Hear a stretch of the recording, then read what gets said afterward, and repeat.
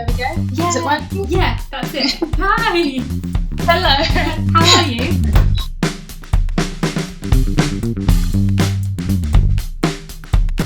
Yeah, I'm good, thank you. How are you? Yeah, I'm good. I was trying to be like a bit more relaxed, so I have sat on this poop thing, and I'm trying to just be a bit more chilled about it all, but I don't know if it's working.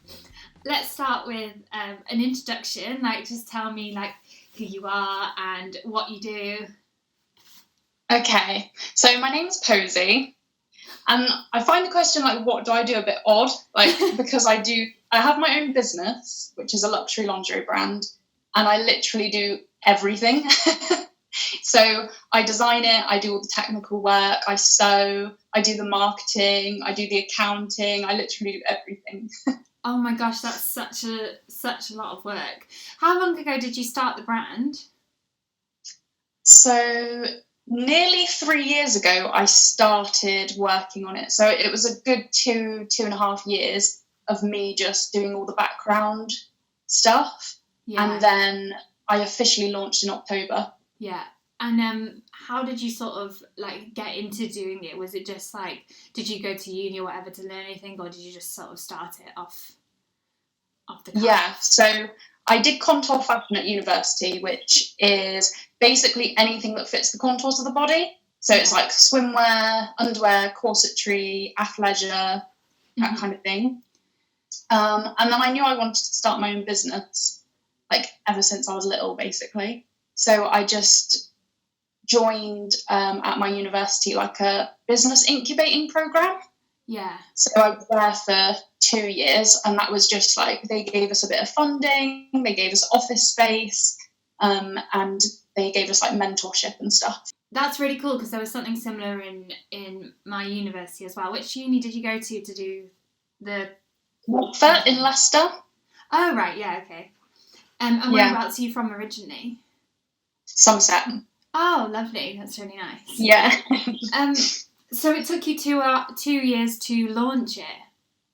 Yeah. And what were you doing while you were preparing to launch it? Oh, it was like, imagine every problem that you could face. Yeah. Everything went wrong. So I had like a manufacturer, and I was all ready to go, and they closed down. I had I was working with an embroidery company, and it went horribly wrong, which took me like half a year to develop the embroidery, to get it sampled, to get the final fabric, and it was just not good. Yeah. So then it took another half a year to find another company and do the same thing with them. Oh my God. So it was like little setbacks, and I did like a photo shoot for the first lookbook, and it was just terrible. So it was like I kept like spending money, and then I was like, oh no, I'm gonna have to do it again. So I'd have to like save more money, and then just everything took ages to do. And what made you like go into underwear or like lingerie? Well, I never know if I say that word right. Lingerie? Lingerie, yeah. Lingerie? I guess because it's French. And I'm not. So, like, it's a bit weird. I did art at college, and I always used to draw, like, naked women. And everything I did was, like, I did a lot of life drawing, and I'd always draw underwear. And I wanted to be a fashion designer, and my teacher said, you do know there's a course where you can literally just do underwear? And I was like, okay then, I'm going to do that. Oh, that's it was just like a natural path. He said basically, like, if you do fashion, which is what I wanted to do, he was like, honestly, it's about who you know, not what you know. And he was like, you won't be a fashion designer because it's just so difficult. Yeah. You're not going to, like, the chances of you getting a job in the industry are so slim. He said, but if you do contour fashion, where there's only like 25 people in each year group throughout the whole country, then there's like hardly any competition. Although there's a lot more competition than like when I applied for the course now, because London have the course as well. Yeah. So. And how have you found, like, because I found you through Instagram, have you found that that's really helped you like build your brand and stuff? Yeah, it's like my number one like thing, like the community on there is how I've kind of built up my initial kind of like customers. Yeah, it's so nice. Like the page and everything looks really good, and you've got quite like a strong message through your Instagram and your brand. And was that something that was like really important to you? Yeah, I really wanted to give like a different kind of way of life almost. Like I really want it to be like slow rather than like fast. And I think that's why I want my own brand as well, because I want to do things in my own time and not have to like stress about things. Yeah, definitely. So my dad owns his own business, and he always said to me, like, don't own your own business, because he's like, it's so much work, and if someone's sick, or if you're sick, you know, you still got to go in, like, you can't just call in sick, everything falls onto you. But then I ended up like working for myself, and you do just do it, don't you? Like you put in the hours and stuff like that, because at the end of the day, it's like your passion project, which is really nice. Yeah. That's the thing. It doesn't really feel like work, does it? Yeah. That's the best thing about it. I love that. So when you're going through, because with your Instagram presence, how do you kind of pick the sort of influencers and stuff that you use for, like, say, gifting or whatever, or collaborating with? Yeah. So sometimes it's because they are lingerie focused. So it's just, you know, that's that community. But because I wanted to bring, like, a very bohemian aesthetic to it, then usually that's how I choose who I want to work with, by like if I think that our aesthetics are similar. But another thing for me as well is, like, I was talking to you about it like previously, about how for me it's really important that influencer connects with me and talks to me, and like we build a relationship, rather than just like someone messaging me out of the blue who I don't know who they are, that just says, oh, can I have some free stuff and can you pay me? Yeah, I bet it's hard, because it's hard not to feel like they're just using you, I guess, in a way. Yeah, like sometimes I feel kind of like insulted, because like you put your whole, like, your heart and soul into everything, and then people just want to take advantage, basically. Yeah. And have you ever had, you don't have to give me the answer to this, actually, if it's too, like, telling, but have you ever had anything that, like, hasn't worked out for any reason, like, and can you say why? I don't think I have, actually. I think I've been quite choosy with who I've worked with. And everyone I worked with has been really lovely. Yeah. The only thing I think sometimes, like, I might pick people and maybe, like, I don't get anything from it. So say, like, I will do a collaboration with someone and I might gain, like, 10 followers. And that kind of seems, like, not worth it. But then I love the imagery, so it's, like, I don't really mind. Yeah, I know what you mean. Because I find as well, like, from the other side of it, if I'm gifted product or whatever, I definitely find that I, like, try and put my heart and soul into, like, the image. But sometimes I'm finding at the moment in particular, like, not that I don't have the time to do it, but, like, I'm not feeling ready enough to, like, do that project or whatever. And like, I feel bad that I'm not getting it out quick enough, because, you know, you want to do it for the brand, but then also, like, the timing and stuff. I think I always kind of message someone, like, maybe 2 months before I want the work. Yeah, that's a good idea. I definitely know that I'll get it in time. Yeah. So, and I don't want to put, like, pressure on people, because I know that you have to wait for, like, the right lighting, and, like, you need to feel good, don't you? Especially with lingerie, like, you have to feel confident. So I wouldn't want someone to do it that wasn't feeling, like, 100%. Yeah, definitely.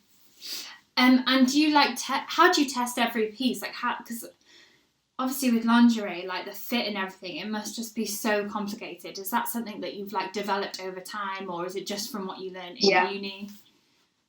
We learnt it at uni, but we didn't really go into much depth. So we always had to make one size, which was a standard 34B.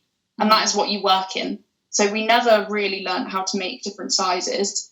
Yeah. So that was another long process for me, was like making something and then trying to, I think I fit each bra on about 10 different people just to see if it would like fit different body types. Yeah. Yeah, it is a challenge because everyone is so different. And one thing as well is like people ask, they'll say like, oh, I measure this, what do you think that I should buy? And it's like, well, in fashion there's so many different sizing charts, so if you're really tall and you have like a hip measurement of such and such, but then you've got and they're like a young tall person, and then you've got someone that might be like middle-aged and they're shorter, even though they have the same hip measurement, their bodies are completely different. So they're still going to react differently in different garments. Yeah. And have you noticed that there's like different trends with lingerie, like there is in fashion? Is there things that people want at the moment that they didn't want like 2 years ago or whatever? I'm surprised. Like, I thought my bralettes would do a lot better than they have done.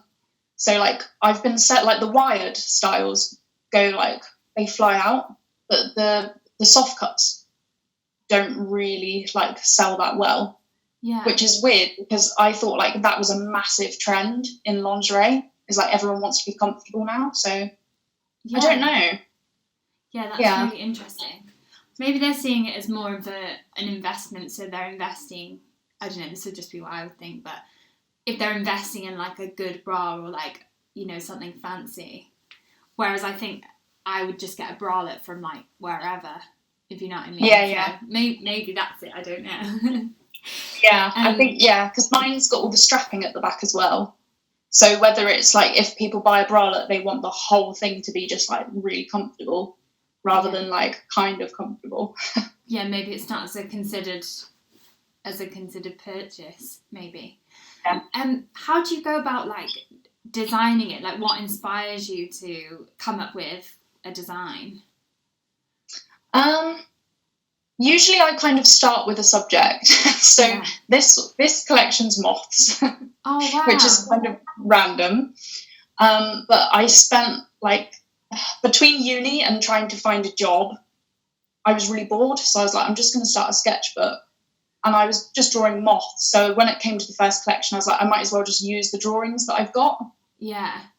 But then in terms of like shapes and fabrics, I usually just kind of have my piece of paper in front of me and I just start doodling. Like, I try not to think about it too much.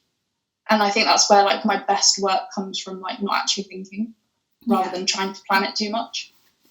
Do you find that like you can get a designer's block then? Sometimes. Do you ever find that? I guess I must do, but because I'm doing so many different things, like designing, I don't design very often because it's like I've been working on this collection for nearly 3 years and it's just the same designs. So I don't get to design as often as I'd like to. Yeah. It's a bit like producing an album then, I guess. Because you work on the first one for so much and then you've got to produce the second album like really quickly. You self-named it. Yeah. What was it? Was that just because, was there a reason behind that, or it just felt right? Yeah, I just thought, well, I've got a weird name, so I might as well just use it. It's such a nice name. I absolutely love it. It's so lovely. Thank you. It's really cute. Because I didn't realise that we were talking and I was like, I don't know her name. So I was like, this feels really Yeah, people say that to me. They're like, oh, by the way, I don't know your name. And I'm like, oh, it's Posie. That's so lovely. It's quite Bohemian. Were your parents quite Bohemian? Well, I grew up in Glastonbury. Wow. So, my parents aren't hippie-ish, but my mum is very, free-spirited. Yeah. And so she just gave all of us, really weird names. So, let me see the item that you love then. Let's move on to that. I'm really intrigued to see what you've got. Yeah, so I've picked a dress. Okay. That I basically wear every week. So it's like a long. Oh, that's so nice. Dress, and it's got a lace-up detail at the front. Oh yeah. And then it's got all these frogging kind of panels that separate it. And it's just, I don't know, it's so easy to wear, and it feels, you know, when you have a piece of clothing, you're like, this just feels like me. Yeah. And it's from Topshop, which I don't buy fast fashion, but I managed to get it on eBay. And it was new with tags. It was meant to be £60, I think, and I got it for like 20 quid. So yeah, I've been trying my best to sort of move away from fast fashion, because I was definitely like addicted to shopping and like getting things so quickly. And then I did really well at the beginning of the year of sort of like looking for things on eBay and Depop. And then since lockdown, I found that I've like kind of gone back into my old habits of like shopping when I'm bored. And I think it's just it's something to do really at the moment when I'm feeling a bit anxious. Have you always kind of bought secondhand and vintage and stuff like that, or? I guess I used to be like, I used to spend all my money on clothes, and I used to just buy, like, every time I got paid, I'd just spend it all on clothes. Yeah. And then when I was in my second year of uni, we did like a project, and it was about sustainability. And then like after that, I'm just really cautious of what I buy. Even though it's like hard for me because I love fashion and I really want to buy stuff, but at the same time, like I can't see beyond like what I know goes behind it. Yeah. So I usually, if I love something that I've seen in the high street, I'll just keep searching for it on eBay, and then I usually find it. Yeah, because it does normally come up, because that, I mean, I guess that just shows you like how much of the stuff that they produce, because I think you're almost guaranteed to find the thing that you're really looking for, which just seems crazy really, but it's amazing that someone's picked it up that quickly and then been able to sell it. Yeah, especially because the ones that I buy like usually have the tag still in. So you think like not only is it like better for the planet because that person's not chucking it away, but you're getting it cheaper and it's brand new anyway. So that's what I tend to do. So was that something that you kind of wanted for Posie then, with like that sort of sustainability aspect? And do you feel a lot of pressure as a brand to carry that out?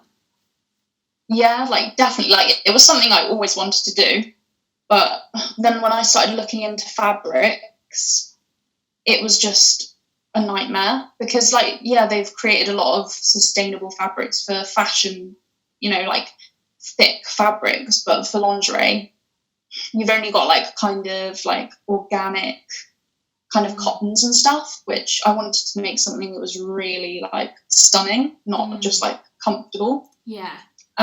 And the company I used for my embroidery, they have said that they are now using like you can have a recycled polyester, but it's just so expensive that, you know, it's not doable at this point. Yeah, that's true. Because I think there's a tights brand, isn't there, that are doing like recycled tights. I can't remember what. I know who it is because they're everywhere, but I've forgotten the name of them. But yeah, they're doing it, and it's tricky if you like want something as a small brand. I guess as you want something that doesn't exist yet. You've just got to wait for that to sort of be more in demand, I guess. So what kind of is the process of like of getting something made? So when you've like drawn it and designed it, how does that then become a garment? So you then have to do something called a technical pack. So it has everything in it. So it will have the drawing, it will have how much, like all the measurements of everything, how it should be made, what the like paper pattern pieces should look like, how it should be laid on the fabric, like loads of details. It takes ages to do. And then that's what you kind of give the manufacturer. You usually I spent probably a week with mine, and they were like making my garments as I was there, going through the tech pack at the same time, making sure they understood what everything meant. And then, they make it. Wow. It sounds so cool. So is that in the UK that they would do that then? Yeah. So I was really lucky, actually. So after my original manufacturer shut down, and that was the main one, the only one left in the UK, I then found someone that has their own lingerie brand in Leicester, which is where I live. And it was literally like a 15-minute walk away from my office. Oh, wow. And he said like that he wouldn't take anyone new on, but he took my stuff on, which was really good. So, oh my gosh, that's so lucky. It was definitely meant to be then. Yeah.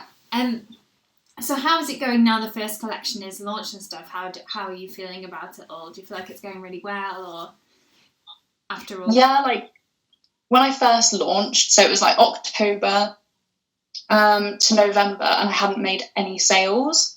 And I was like, oh my God, what have I done? Why have I started a brand? I've spent so much money. What am I going to do? And then I thought, I'll just have a sale and see what happens. And then in December, it just went crazy. Oh my gosh. That's amazing. Because that would be so nerve-wracking as well as like really disappointing as well if you'd put everything out there and then no one had bought anything yet. It's so scary. Yeah. I think people need to like get to know the brand first, and obviously buying new lingerie is such a scary thing because you might order it online and you're going to be worried about like, is it going to fit? Then having to send it back, and it's just a bit, I know it's like a real struggle. So I think people wanted to buy it like discounted to see if it's like worth it, basically. Yeah. And so do you have the stock? Where do you work from? Do you work from home or do you work from like a studio office? I work from home now. Yeah. So do you have all the stock with you there? Are you sending things out yourself? Yeah. Oh my gosh, that sounds like so much work. Yeah. And it's in my bedroom as well. So like my bedroom is a stock room. It's got my computer in it. It's got my sewing machines in it. It's a bit hectic.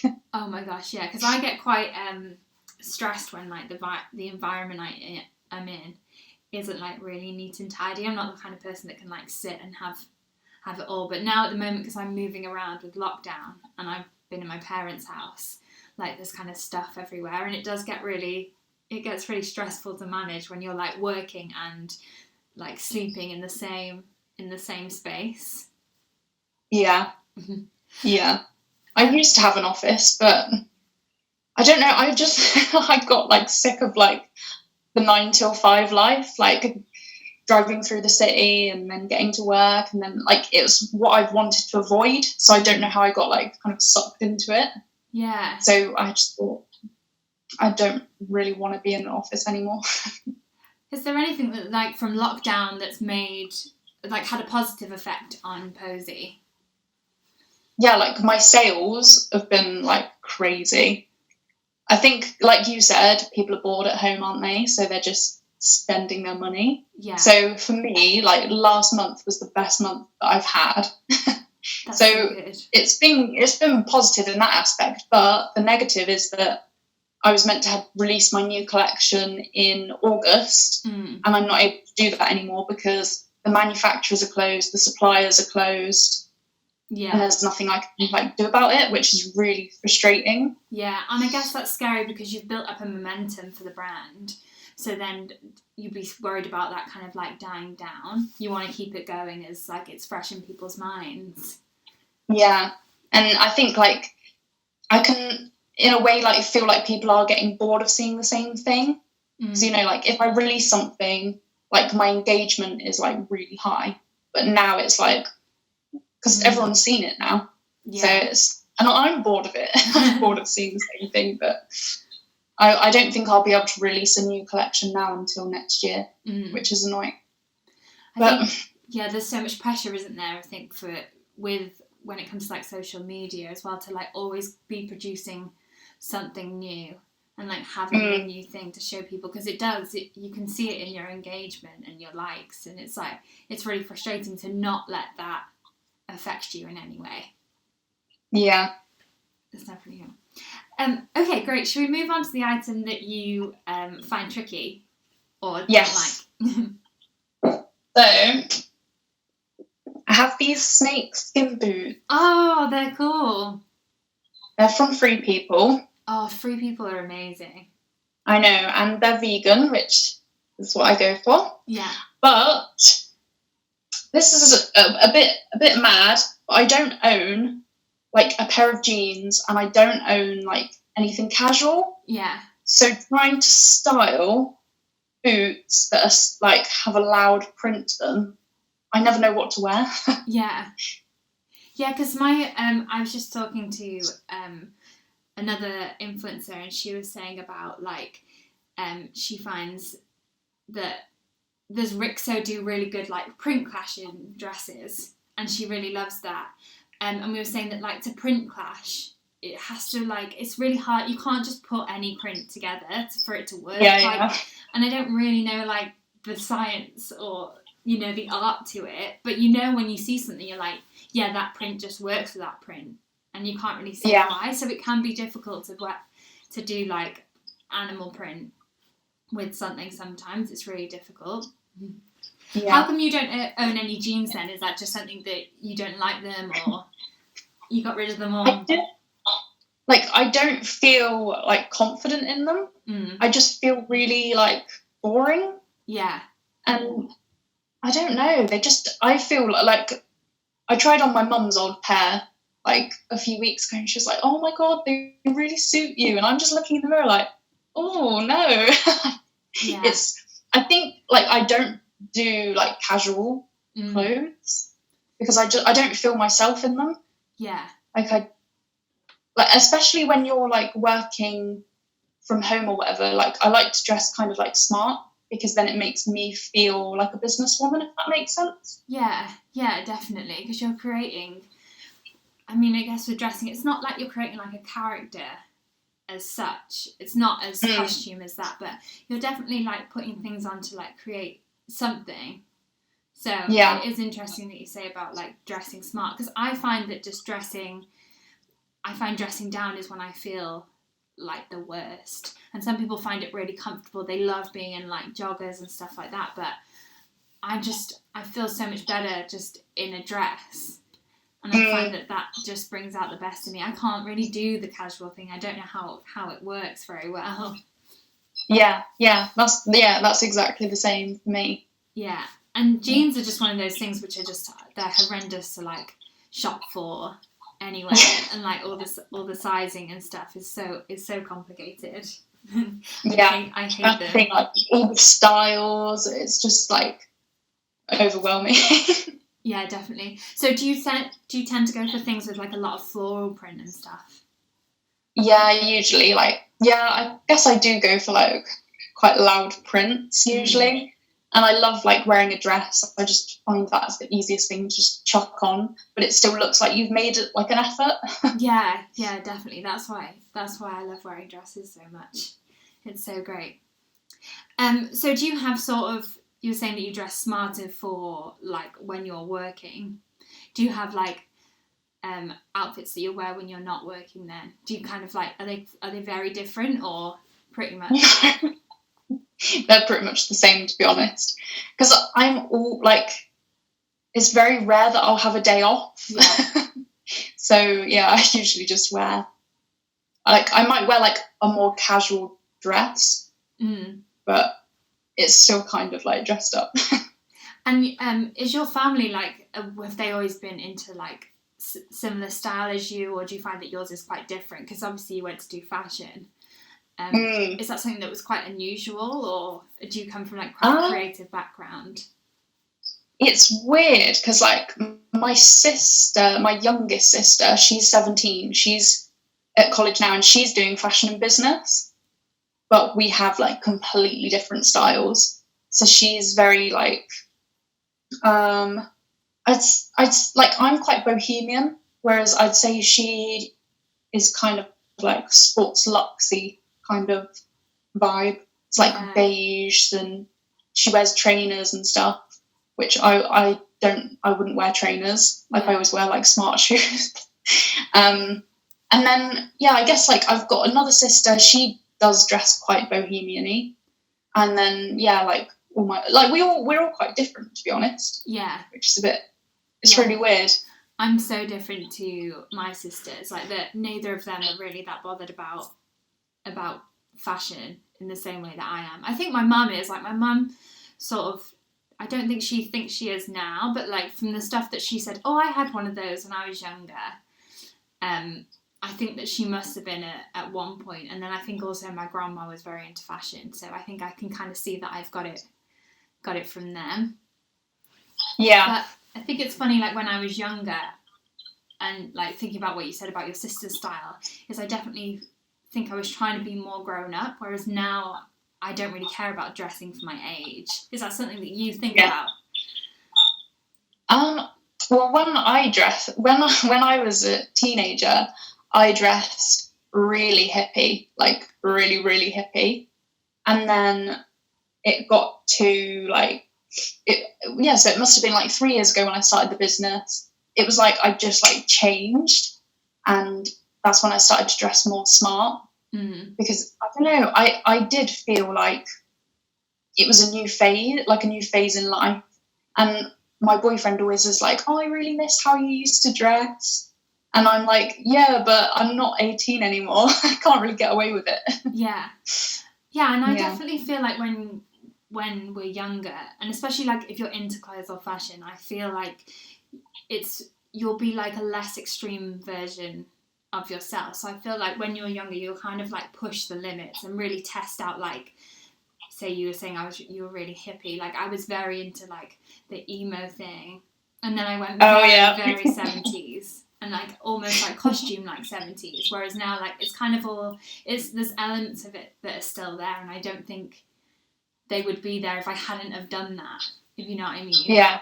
Yeah, definitely. Like even though I don't dress like as extreme as I used to dress, I dress in like the similar style but more adult. Yeah. And I think you need to, you almost like, it's like a rite of passage. Like you need to like make those mistakes, or you need to go to those extremes to like learn about your style and be able to like dress yourself. Yeah, definitely. I've still got like a few pieces that like I loved from when, and I've passed them on to my sister now, but I was like, I'll probably borrow them if I go to like festivals and stuff. Yeah. But like there's this pair of leggings that I'd always wear, and even now, so like certain things, maybe I'll go to like a gig or something that's a bit more like, I feel like I need to be a bit more edgier, so I'll put on my old stuff and I'm like, oh, I remember how I used to feel like when I was younger. It's funny, isn't it? Because I do the same thing. Like if I'm going to go to a gig or something, I'll be like, right, okay, I want to dress like this for the gig, and I'll go for things that are a bit more like rock and roll and stuff. And like dressing up for the occasion in that way, I find is like so much fun. Yeah. And I find that like if I'm going to meet someone, I will sort of like, and I know that their style is a certain way, I'll kind of like embody that a little bit as well, because I don't even know why it is, but you're just like thinking about them, and like, yeah, it's really interesting. Let's see your random item. Okay, so I have got some of my underwear. Yay! I was hoping this is what it was. So this is like my favourite bra from the collection. Oh, it's so nice. It's like... Oh, and there's the moth. Yeah. It's like my favourite colour scheme is like burgundy and mustard. And I had this idea like for so long to have like this embroidery done. Yeah. So, and the thing that's like, it's really cool that you can make your own things, and like I fit the lingerie to myself, so every piece like fits me to like perfection. Yeah. And then like I've got the little like Posie clasp at the back. Yeah, I love the clasp. It's so nice, because when I shot Beatrice in the lingerie, I noticed like all the little details on it were what made it like really, really special. And it looked amazing on her, and it just felt like really good quality. It just looks really good. It's like the little touches which are really nice. Yeah. And so do you? Yeah. So I've got the bra, and then I've got like my favourite knickers that go with it as well. Oh yeah, they're so good. So do they adjust on the side? Yeah. That's brilliant. So they fit like 2 sizes. But like my bras are all adjustable at the back as well. Yeah.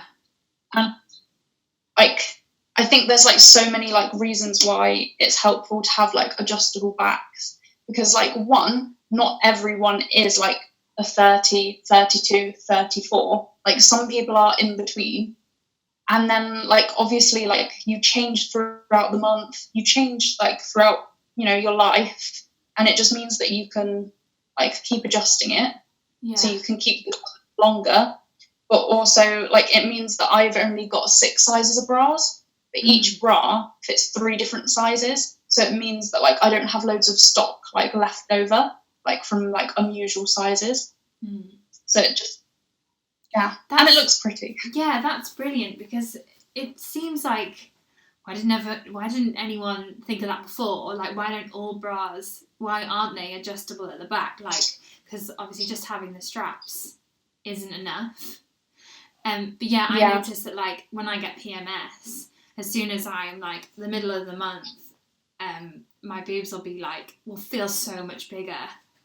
And then my bras I'm exactly the same. Totally different. And also they're like more painful and stuff. So it's really nice that you can adjust things to that. And there's nothing worse than like your bra strap falling down, you know, and you've got a top on and you're always like this.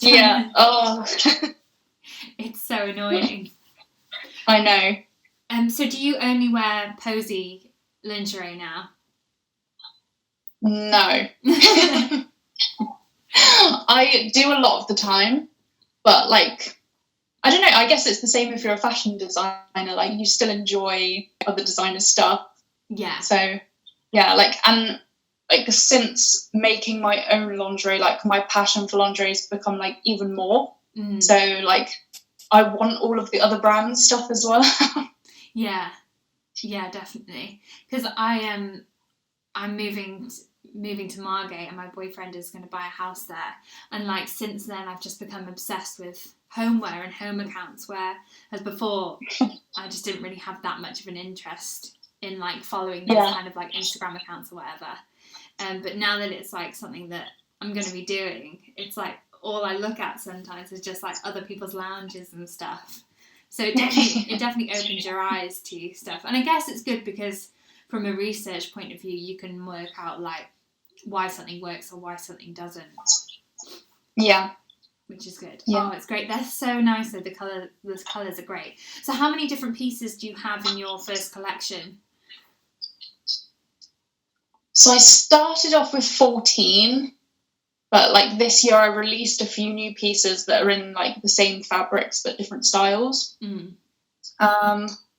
So I think I added like maybe 2 or 3 new pieces to each collection. Yeah. So there's quite a few pieces now, but they're just in the same fabric, so it's like a little bit boring. Is there something you think you wouldn't do again? Is it maybe something that you really love that hasn't sold very well, would you kind of like maybe not do that again? Or is it maybe something like technically that didn't work very well? Do you think it would be quite different like for your second collection? Oh yeah, like obviously I've only made pieces that are for myself or like for fashion shows, so like just like one-off pieces, and it doesn't really matter if like it's not exactly made like perfectly. And with like the manufacturing, like when I was teaching the manufacturer how to do it, and my way of making is so like personal to me that it was like there was a lot of issues. So it was like, do it this way. No, I'm going to do it my way. Yeah, but it won't work. Like you need to do it my way because like of the fabrics and stuff that you're using. But so it was like things like that. So I think like the next collection, I've started making a lot of stuff myself now, because like the quality of what I can do is like, it's weird that it's actually better than like the 2 people that I've used previously. Yeah. So I think it's hard when you've got something that you do yourself, like it's hard to let go of the reins and give it over to someone else. Yeah, especially like there was one collection where he'd made 50 bras, and when I got them, like they weren't symmetrical, like there was loads of faults with them. And the fabric that I used was like a fabric I'd created myself, and it took ages to like put the print on. It took me a whole month working literally from like the time I got up to the time I went to bed. Wow. And it was all like destroyed basically. Oh my gosh. That's awful. And I had to go back and say like, I'm not paying for this. Yeah. Which was so difficult to do because I'm just not like a confrontational person. So that was like horrible. And like the fact that I'm meant to be sustainable and now I've got 50 bras that are like, I can't sell them. I literally couldn't sell them because they just did not fit. They were just like terrible.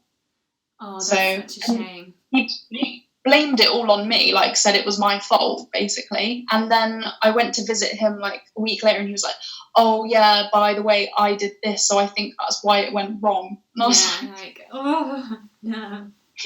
Oh, that's so frustrating. Because I find it as well with doing, because I create all my content myself, like having someone else have control of like what is going out there is like quite scary. And I think that's the same for like a lot of like bloggers and content creators as well, is that like you're so used to being in the driving seat, and then all of a sudden when someone else has got your work, or like, you know, it's really scary, and you realise like how nice it is to have the control, but then also it's probably not that it's probably good for you to like, you know, let other people have control as well and do things that you're not quite. Yeah. So who did you use like originally as your photographer? Because I imagine you work with a lot of different people now, do you? So I just used my boyfriend at the start. So that was really easy because then I was just getting the pictures back and I was like telling him what to do, and then just started like meeting up with people, and that was really hard because I was quite shy. So it was hard to like be confident in the camera, like in front of them. But then the good thing is like if you work with other girls, then you can see like what they do and like why it works and stuff, and you can learn different poses or like lighting and stuff. So it was definitely like a good thing for me to do. So do you have any like style icons? Yeah, I was thinking about it, and I was like, who do I love? And I love the model Erin Watson. Oh, I don't know her. But she dresses really casual. But I think it's what influenced me to buy those boots. Because she does dress, like, she pulls it off so well, though. Like, she'll have, like, a kind of shredded T-shirt and, like, baggy jeans and then, like, really cool boots. Like, she's very bohemian, but, like, she's a little bit tomboyish. And I kind of, like, when I describe, like, my ideal customer, I always call them, like, the bohemian rockers. That's, like, because I love, like, the biker jackets and stuff like that, but then with like a really floaty dress, you know, I like that like juxtaposition between the two styles. Yeah, I love that. But yeah, I find that with like you kind of get that sort of model style, which it is quite like that. Like they manage to wear like the white t-shirt and then the jeans, and they just do it really, really well. It's so nice. Whereas I've always felt that like my clothes needed to be a little bit louder than that. Yeah.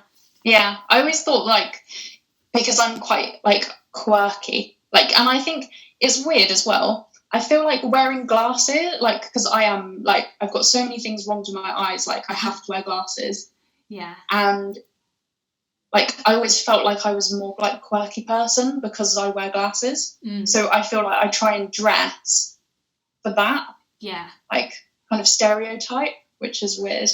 Yeah, because I find that when I'm wearing my glasses, like certain things don't match or don't quite go with them. So I end up like reaching for my contact lenses a lot more than I used to. And also I find like with my fringe, if I've got my glasses as well, there's just a lot going on here. Yeah. Which I'm always like I used to have a fringe, but I had it like really short. Yeah. Because otherwise it's just kind of like sat on your glasses and it's really annoying. Yeah, definitely. Your hair is so nice though, it's so long. Is that your natural colour? Yeah. Oh, it's so nice.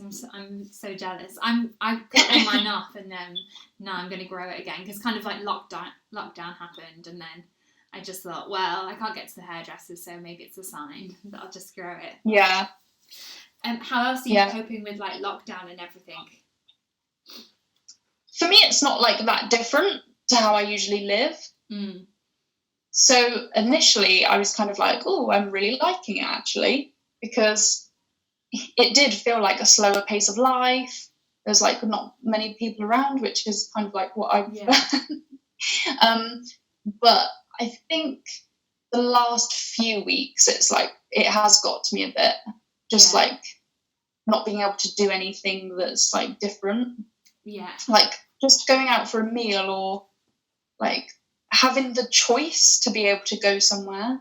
I think that's the bit that I've like struggled with. And I always feel like motivated, like all the time. I think like the last few weeks, I've been a bit like, oh, I can't really be bothered to do anything. Mm. Yeah, it's really hard to like forgive yourself when you're feeling that. If you're so used to being like working at like 110% sort of thing, it's really hard.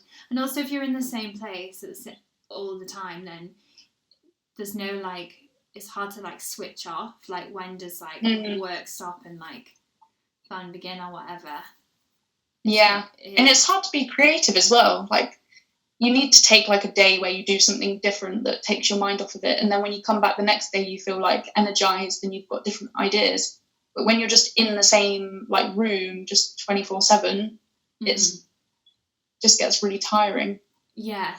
Yeah. And I got to the point last week where I kind of felt like I didn't really want to do, like, I didn't even want to go out I couldn't motivate myself to like go out for a walk and all that kind of thing. Sometimes you can just get really like bogged down with it all, and you realise like missing like the little conversations with people. But it's like you said, it's like it's nice to sort of have the space and like quieter streets and all that kind of thing, but then it's different when it's not your choice. So it's like we're not choosing to be inside, and then it gets a bit more down.